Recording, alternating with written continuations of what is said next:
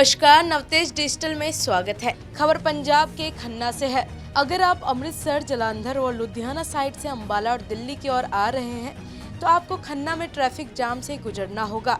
वाहन चालकों के लिए समस्या करीब 1 महीने तक रहेगी। इसका कारण है खन्ना के अमलोह रोड पर नेशनल हाईवे से गुजर रहे फ्लाईओवर का एक साइड से धंस जाना। अमलोह रोड चौक के पास धंसे फ्लाईओवर की रिपेयरिंग आज से शुरू हो गई है। अधिकारियों के अनुसार मरम्मत में कार्य में लगभग 1 से 1.5 महीने लग सकते हैं। पहले ज्यादा धंसा हुआ हिस्सा मरम्मत किया जाएगा, फिर उसके बाद दूसरी तरफ से हिस्से की भी मरम्मत की जाएगी, जिसके लिए दोपहर तक तो नेशनल हाईवे को खन्ना में गुरु अमरदास मार्केट के सामने से बंद करते हुए मेन ट्रैफिक को बीकानेर के सामने से डाइवर्ट कर दिया गया था। लेकिन कुछ ही समय में शहर में बुरी तरह से जाम लग जाने के बाद एसएसपी खन्ना और हाईवे के अधिकारियों की बैठक के बाद कुछ समय के लिए फ्लाईओवर पर रिपेयर वाले हिस्से को छोड़कर ट्रैफिक को एक साइड से ही निकालने का फैसला किया गया। और कुल मिलाकर कहा जाए तो खन्ना से गुजरने वाले वाहन चालकों को 1 से 1.5 महीना ट्रैफिक जाम की समस्या से ही गुजरना होगा। के चलते हमने ये फ्लाईओवर जो है बंद किया हुआ है इसके रिपेयर के लिए। तो अगले हमारा टारगेट है कि हम इसको 1 महीने में इसका रिपेयर करके इसको दोबारा जनता के लिए खोल देंगे। जी खन्ना ਦੇ ਉੱਤੇ ਨਾ ਇੱਥੇ ਇੱਕ ਜਿਹੜਾ ਪੁਲ ਨੂੰ ਨੁਕਸਾਨ ਪਹੁੰਚਿਆ ਹੈ, ਥੋੜਾ ਪੁਲ ਨਾ ਬੈਠ ਗਿਆ ਹੈਗਾ, ਜਿਹਦੀ ਰਿਪੇਅਰ ਚੱਲ ਰਹੀ ਹੈ ਤੇ ਥੋੜਾ ਲੰਬਾ ਸਮਾਂ ਲੈ ਸਕਦਾ। ਇਸ ਕਰਕੇ ਅਸੀਂ ਜਿਹੜੀਆਂ ਦੋਨੇ ਪਾਸੇ ਜਿਹੜੇ ਕੱਟ ਉੱਥੋਂ ਅਸੀਂ ਜਿਹੜੀਆਂ ਟ੍ਰੈਫਿਕ ਰੈਗੂਲਰ ਕਰ ਰਹੇ ਹਾਂ ਤਾਂ ਕਿ ਜਿਹੜੀ ਆਮ ਪਬਲਿਕ ਨੂੰ ਪਰੇਸ਼ਾਨੀ ਨਾ ਹੋਵੇ। ਜਿਹੜਾ ਇਹ ਅੰਮ੍ਰਿਤਸਰ ਦਿੱਲੀ रोड है। खबर यूपी के मुरादाबाद से है।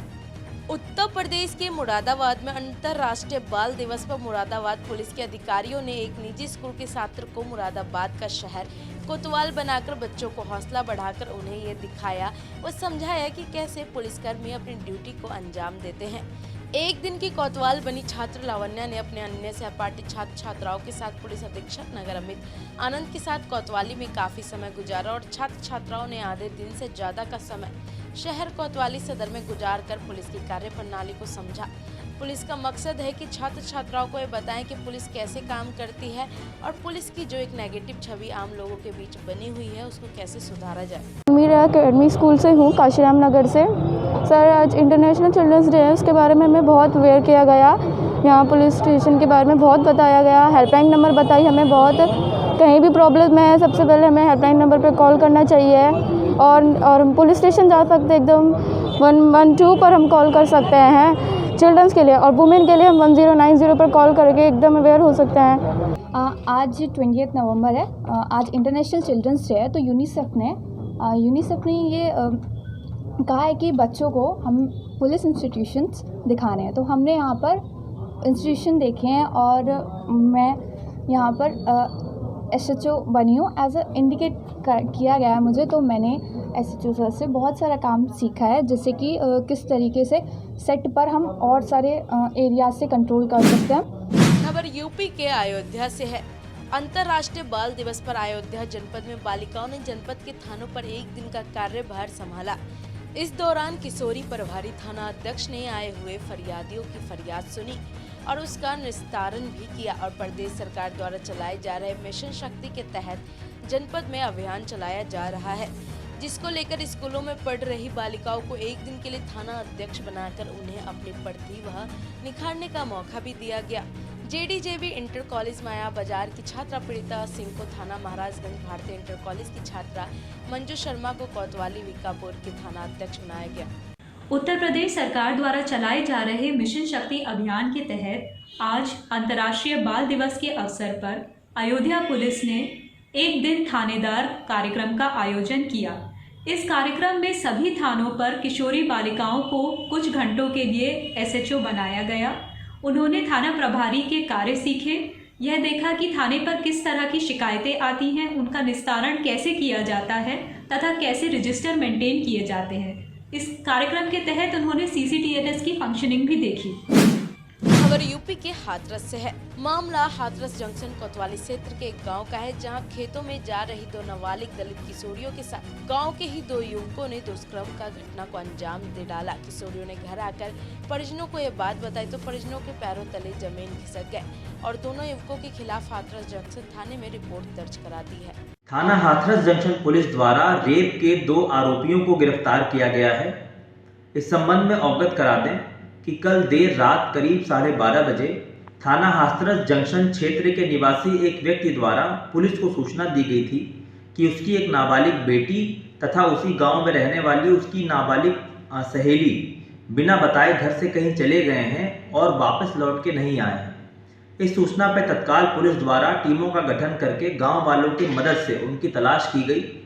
आज सुबह सुबह परिजनों द्वारा पुलिस को सूचित किया गया कि दोनों लड़कियां घर वापस आ गई हैं तथा उन लड़कियों द्वारा बताया गया कि गांव का ही एक परिचित व्यक्ति है धर्मेंद्र, जिसके द्वारा फ़ोन करके उन्हें रात में बुलाया गया, जिस पे लड़कियां बिना बताए घर से चली गईं और धर्मेंद्र तथा उसके साथी अर्जुन द्वारा इन दोनों लड़कियों के साथ गलत काम किया गया।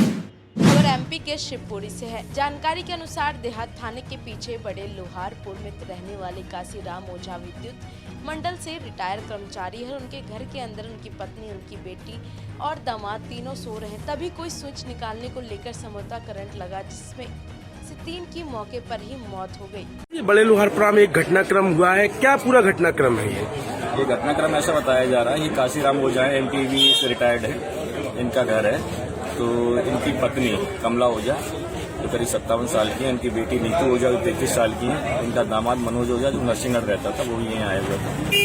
ये 3 लोग हैं, संभवतः करंट से मरे हैं और सही स्थिति में एफएसएल वालों को बुलवाया मिल जाएगी। काशीराम ओझा ऊपर मकान में सो रहे हैं, तो ये तीनों लोग नीचे थे, शायद करंट से मर गए।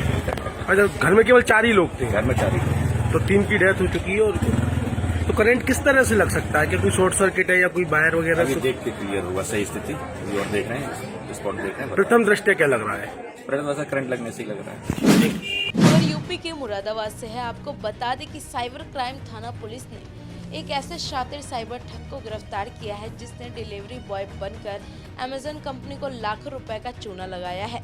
सिविल लाइन स्थित पुलिस लाइन सभागार में प्रेस वार्ता के दौरान एसएसपी ने खुलासा करते हुए बताया कि अभियुक्त अमेजन कंपनी पर फर्जी आईडी प्रयोग कर सामान ऑर्डर कर माल को हब में आने के उपरांत फर्जी तरीके से डिलीवरी दिखाकर बड़ी धनराशि अपने अमेजन पे के वॉलेट में ट्रांसफर कर लेता था। थाना मुरादाबाद ने एक बहुत ही सराहनीय कार्य करते हुए एक शातिर किस्म के साइबर अपराधी को गिरफ्तार किया है।